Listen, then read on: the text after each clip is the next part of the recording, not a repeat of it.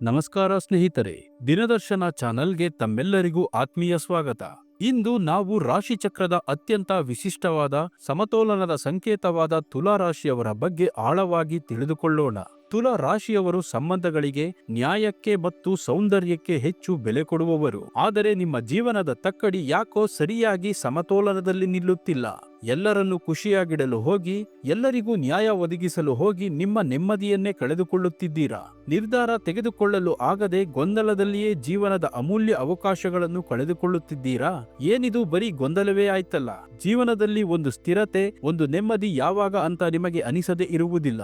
ನಿಮ್ಮ ಈ ಎಲ್ಲಾ ಗೊಂದಲಗಳಿಗೂ, ಮಾನಸಿಕ ಹೋರಾಟಗಳಿಗೂ ಹಾಗೂ ನಿಮ್ಮ ಅದೃಷ್ಟವೇ ಬದಲಾಗಿ ನಿಮ್ಮ ಜೀವನದ ತಕ್ಕಡಿ ಸಮತೋಲನಕ್ಕೆ ಬರುವಂತಹ ಒಂದು ಅದ್ಭುತ ಸೀಕ್ರೆಟ್ ತಂತ್ರವನ್ನ ಇಂದಿನ ಈ ವಿಡಿಯೋದಲ್ಲಿ ವಿವರವಾಗಿ ತಿಳಿಸಿಕೊಡ್ತಿದ್ದೀನಿ. ಈ ವಿಡಿಯೋವನ್ನು ಕೊನೆವರೆಗೂ ನೋಡಿ, ನಿಮ್ಮ ಜೀವನವನ್ನು ನೀವೇ ಬದಲಾಯಿಸಿಕೊಳ್ಳಿ. ಅದಕ್ಕೂ ಮುನ್ನ ನೀವು ತುಲಾ ರಾಶಿಯವರಾಗಿದ್ದರೆ ಅಥವಾ ನಿಮ್ಮ ಪ್ರೀತಿ ಪಾತ್ರರು ತುಲಾ ರಾಶಿಯವರಾಗಿದ್ದರೆ ಅವರ ಬಗ್ಗೆ ಇನ್ನಷ್ಟು ತಿಳಿದುಕೊಳ್ಳಲು ಈ ವಿಡಿಯೋಗೆ ಒಂದು ಲೈಕ್ ಮಾಡಿ. ಹಾಗೆ ನೀವಿನ್ನೂ ನಮ್ಮ ದಿನದರ್ಶನ ಚಾನೆಲ್ಗೆ ಸಬ್ಸ್ಕ್ರೈಬ್ ಆಗಿಲ್ಲ ಅಂದರೆ ಈಗಲೇ ಸಬ್ಸ್ಕ್ರೈಬ್ ಮಾಡಿ. ಹಾಗೆ ಪಕ್ಕದಲ್ಲಿರುವ ಬರೋ ಬೆಲ್ ಐಕಾನ್ ಅನ್ನು ಕ್ಲಿಕ್ ಮಾಡಿ. ಮೊದಲಿಗೆ ತುಲಾ ರಾಶಿಯವರ ವ್ಯಕ್ತಿತ್ವವನ್ನು ಅರ್ಥ ಮಾಡಿಕೊಳ್ಳೋಣ. ಇವರ ರಾಶಿಯ ಚಿಹ್ನೆಯೇ ಒಂದು ತಕ್ಕಡಿ.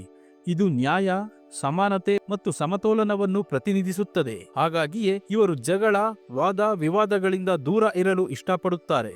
ಎಲ್ಲವನ್ನೂ ಶಾಂತಿಯುತವಾಗಿ ಮಾತುಕತೆಯ ಮೂಲಕವೇ ಬಗೆಹರಿಸಿಕೊಳ್ಳಬೇಕು ಎಂಬುದು ಇವರ ಆಶಯ.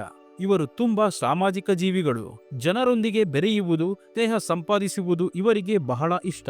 ಇವರ ಮಾತಿನಲ್ಲಿ ಒಂದು ರೀತಿಯ ಆಕರ್ಷಣೆ ಇರುತ್ತದೆ. ಹಾಗಾಗಿಯೇ ಇವರಿಗೆ ಸ್ನೇಹಿತರ ಬಳಗ ದೊಡ್ಡದಿರುತ್ತದೆ. ಈ ರಾಶಿಯ ಅಧಿಪತಿ ಸೌಂದರ್ಯ, ಪ್ರೀತಿ, ಕಲೆ, ಐಷಾರಾಮಿ ಮತ್ತು ಸಂಬಂಧಗಳ ಕಾರಕನಾದ ಶುಕ್ರಗ್ರಹ. ಇದೇ ಕಾರಣದಿಂದಾಗಿ ತುಲಾ ರಾಶಿಯವರಿಗೆ ಸೌಂದರ್ಯ ಪ್ರಜ್ಞೆ ಹೆಚ್ಚು. ತಾವು ಸುಂದರವಾಗಿ ಕಾಣಬೇಕು, ತಾವು ಇರುವ ಜಾಗವನ್ನು ಸುಂದರವಾಗಿ ಇಟ್ಟುಕೊಳ್ಳಬೇಕು, ಸುಂದರವಾದ ವಸ್ತುಗಳನ್ನು ಖರೀದಿಸಬೇಕು ಎಂಬ ಆಸೆ ಇವರಲ್ಲಿ ಹೆಚ್ಚಾಗಿರುತ್ತದೆ. ಕಲೆ, ಸಂಗೀತ, ನೃತ್ಯದಂತಹ ವಿಷಯಗಳಲ್ಲಿ ಇವರಿಗೆ ವಿಶೇಷವಾದ ಆಸಕ್ತಿ ಇರುತ್ತದೆ.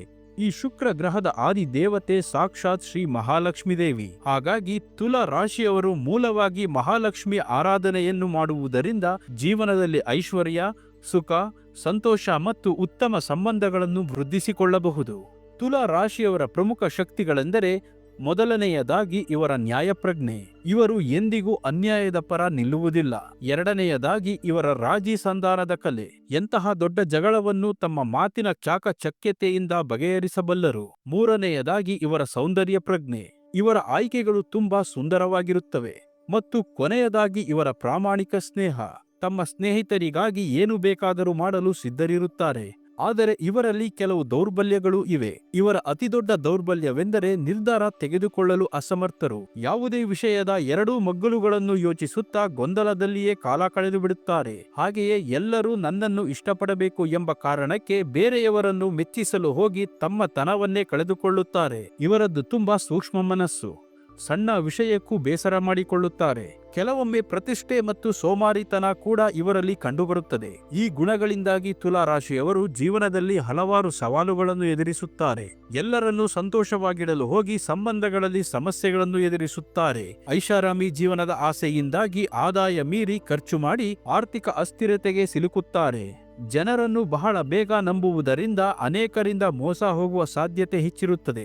ಇದೆಲ್ಲದರ ಪರಿಣಾಮವಾಗಿ ಸದಾ ಎಲ್ಲದರ ಬಗ್ಗೆಯೂ ಯೋಚಿಸುತ್ತಾ ಅತಿಯಾದ ಮಾನಸಿಕ ಒತ್ತಡಕ್ಕೆ ಒಳಗಾಗುತ್ತಾರೆ.